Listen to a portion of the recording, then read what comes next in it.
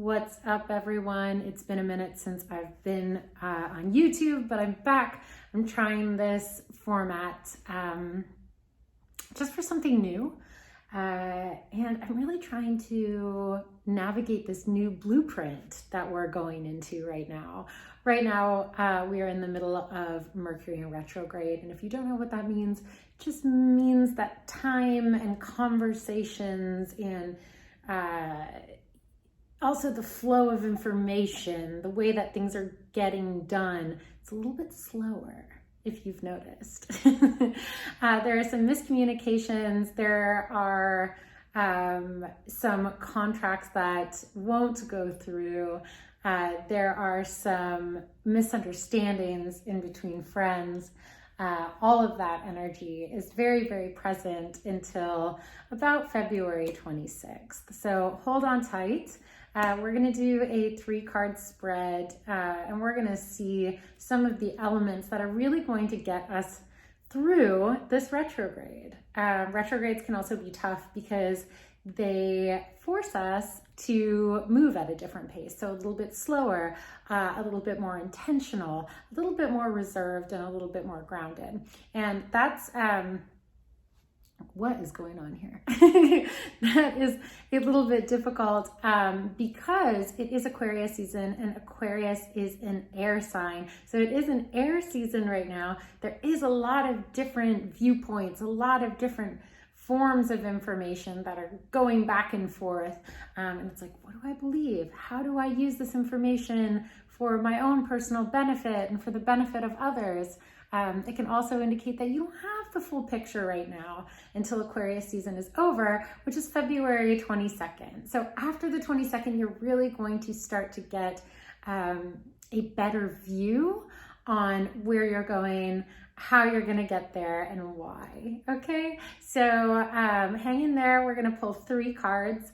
And as always, if you have a deck with you, feel free to give it a little bit of a shuffle, spread it out, and pull 3 cards alongside me.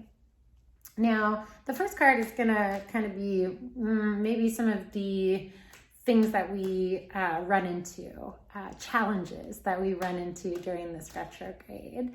And then the second card is some of the action to take when we do run into some of these challenges.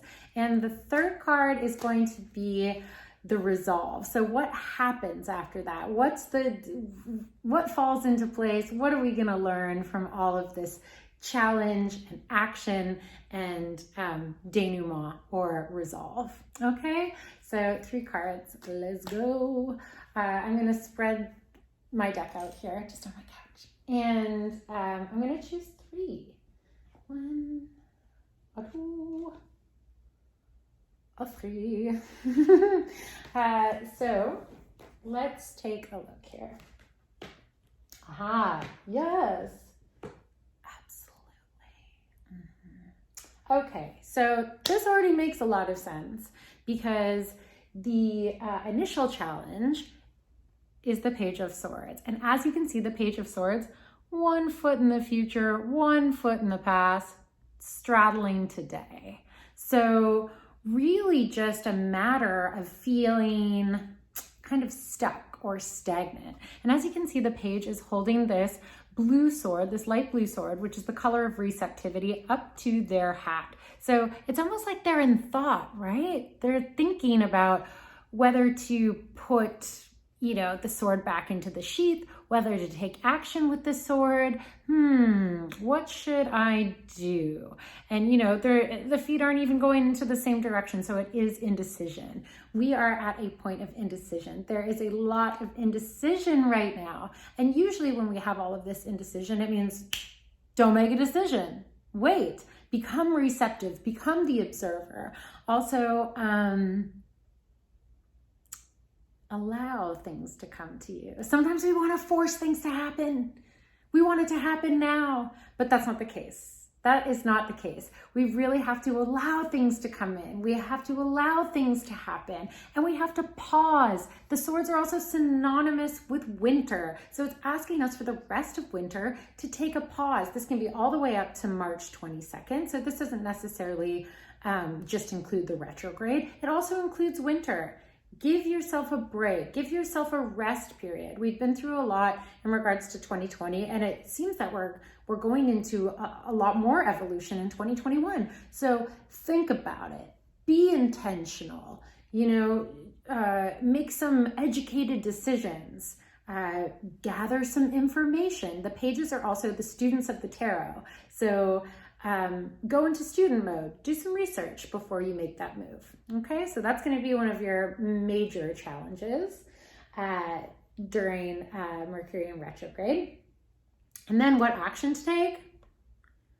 Building up a blueprint of stability surrounding your craft, your energy, your time, and your resources, okay? So this isn't necessarily, this is the Eight of Pentacles, so it doesn't necessarily mean money. Some people think pentacles mean money, but it doesn't.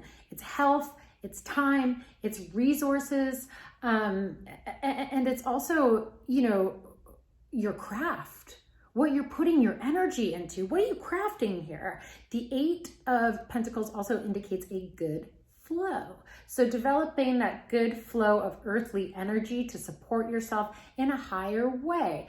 The Four of Pentacles is good support, but the Eight of Pentacles is almost like putting an add-on onto your house. So a little something extra that's really going to help with the flow and help with the balance.